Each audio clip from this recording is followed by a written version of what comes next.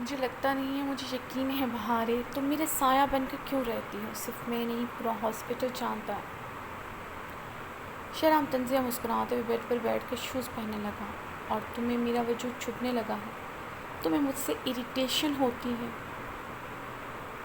کبھی تم میرا سایہ بن کر رہنا چاہتے تھے، آج اگر میں سایہ بننا تمہیں گوارا نہیں بہارے نے؟ کبھی تم میرا سایہ بن کر رہنا چاہتے، آج اگر میں سایہ بنی تمہیں گوارا نہیں؟ بہارے نے شکوہ کرنا بھیگے لہجے میں سے دیکھا تھا۔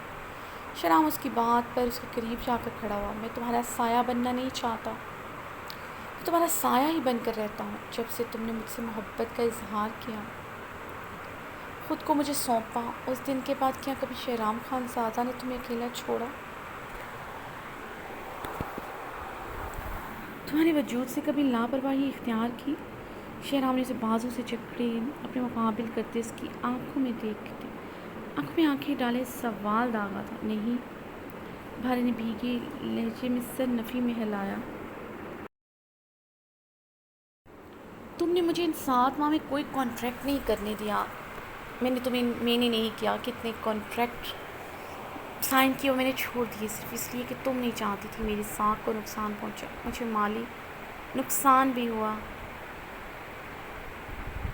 لاکھوں کا نہیں کروڑوں کا، مگر یہ سب میں نے کس کی خاطر برداشت کی؟ شہرام کے سوالوں پر بہارے کی آنکھوں میں نمی نے شدت اختیار کی تھی۔ پچھتا رہے ہوں؟ بہارے نے الٹا سوال کیا۔ اس کی باتوں میں ہمیشہ کی طرح غلط مطلب لی گئی تھی۔ ان 7 ماہ میں تمہاری بے اعتباری دکھ دیتی۔ شہرام نے اس کے سوال پر استہزائی انداز میں کہا۔ بہارے نے بری طرح اپنے لب کاٹ کے، ان 7 ماہ میں تمہارے ہاسپٹل گیا، تمہارے ساتھ آیا، پھر بھی کل تم نے وہ سب کیا۔ تم نے کہا اگر ہاسپٹل فون نہ کرتی تو میں تمہیں پتہ ہی نہ چلتا۔ میں آئزہ کو پک اینڈ ڈراپ دیتا ہوں، صرف مجھے اتنا بتا دو میں تمہارے بغیر کب اکیلا ہاسپٹل گیا جو اسے پک اینڈ ڈراپ دیتا رہا؟ شہرام کے سوال پر بالکل خاموش ہو گئی تھی۔ تمہارے فون کال پر میں نے 20 منٹ کا راستہ 5 منٹ میں طے کیا۔ راستے میں کتنی بار ایکسیڈنٹ ہوا، صرف دل و دماغ میں یہی ٹینشن تھی۔ تم رو رہی ہوگی، اپنی فکر نہیں رہی، جانتا ہوں تم کو ہوگی، مجھے اپنے بچے کی فکر ہے۔ شہرام اس کے بازو کو نرمی سے چھوڑ کر اسے ڈریسنگ ٹیبل سے لگاتے اس کے قریب ہوا۔ بہارے نے ڈریسنگ ٹیبل پر اپنے دونوں ہاتھوں سے جکڑتے اس کی سرسپاٹ آنکھوں میں دیکھا تھا۔ نہیں ہے کیا تمہیں مجھ سے زیادہ اپنے بچے کی فکر؟ وہ پھر سے بھیگے لہجے میں اس کی آنکھوں میں دیکھتے سوال کر کے۔ بچے کی جتنی مرضی فکر ہو مرد کو، مگر اتنی کیئر وہی مرد کرتا ہے جسے اپنے بچے کی ماں کی فکر ہوتی۔ شہرام نے سنجیدگی سے بہارے روتے ہوئے اسے گلابی آنکھوں سے دیکھی۔ اتنی تیز ڈرائیو کرتے میں حویلی آیا، یہ تماشا دیکھنے کو ملا بہارے؟ ماں ہے عمری، مجھے اپنی بیوی بچہ عزیز ہے تو اپنی ماں بھی عزیز ہے۔ مجھے کل بالکل پسند نہیں ہے جس طرح تم ان کے سامنے زبان درازی کر رہی تھی، ملازموں کا خیال بھی نہیں کیا، مجھے بالکل اچھا نہیں لگا۔ شہرام نے اسے تعصب بھری نگاہوں سے دیکھتے کہا تھا۔ شہرام، انہوں نے مجھے تانے دیے تھے، تمہیں دوسری شادی کا کہہ رہی تھی، اور تمہیں لگتا ہے میرے کہنے پر دوسری شادی کر لیتا؟ شہرام نے لب بھی جھٹکی اس کی بات کاٹی۔ نہیں مگر بہارے نے اپنی بھیگی آنکھیں رگڑتے نظریں جھکائیں۔ بہارے مرد جب دوسری شادی کرتا ہے تو اس کے پاس دوسری شادی کرنے کے ایک ہی جواز ہوتا ہے کہ خدا نے اسے اختیار دے رکھا ہے، بس وہ ایک ایسی بات پر بات ہی ختم کر دیتے ہیں۔ مگر جب وہ اختیارات ہونے کے باوجود حق استعمال نہ کرے، اس کو ایک ہی مطلب ہے، وہ اس عورت سے بےحد محبت کرتا ہے جو اس کی زندگی میں پہلے سے موجود ہے، اس کی آنسوں کی خاطر اسے دکھ نہ دینے کی وجہ سے ساری عمر اس عورت سے وفا کرتا ہے۔ وجہ کیا ہوتی ہے؟ محبت جو اس عورت سے کرتا ہے۔ شہرام نے اس کی بطور میں گلابی آنکھوں میں دیکھتے سر لہجے میں کہا۔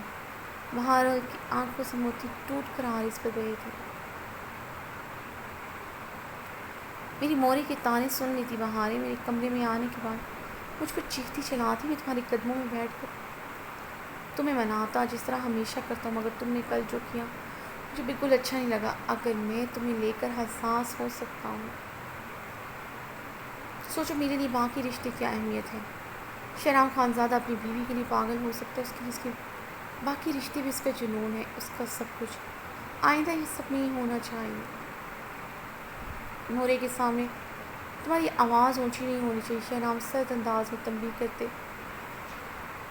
دروازے کی جانب بڑھا۔ تم کہتے ہو ان سے معافی مانگ لیتی؟ اس کی چوڑی پشت کو دیکھتے بھیگے لہجے میں بولی تھی۔ اسے ناراض ہو کر جا رہا تھا، بہارے سے برداشت نہیں ہوتا۔ شہرام نے اس کی بات پر مڑ کر اسے دیکھا، بہارے تیزی سے اس کی طرف بڑھتے اس کا بازو جکڑ گئی۔ شہرام میں معافی مانگ لوں گی مورے سے، جیسے تم کہو گے ویسے کر لوں گی۔ اگر تمہیں میرا چیخنا چلانا نہیں پسند، میں بالکل تم پر چیخوں گی نہیں، نہ ہی کوئی نخرہ دکھاؤں گی۔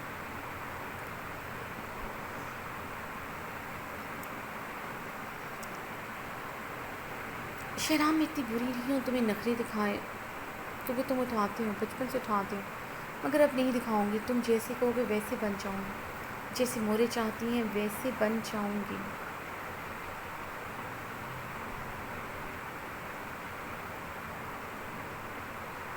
بھرے لب کاٹتے اس کے بازو کو جکڑتے اپنی شرمی آواز پر قابو پاتے پڑی۔ اگر تم میں کچھ بدلنا ہوتا، ان 7 ماہ میں بدل چکا ہوتا۔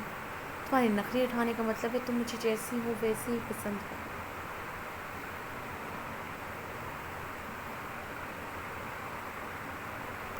مگر یہ نخرہ، یہ بدتمیزی، یہ چیخنا چلانا صرف مجھ تک محدود رہے تو اچھا ہوگا۔ خود کو بدلنے سے اچھا ہے صرف مجھ پر اعتماد کر لو، شہرام نرمی سے کہتا، اس کا ہاتھ اپنے بازو سے چھڑاتے لمبے لمبے ڈگ بھرتا وہاں سے چلا گیا۔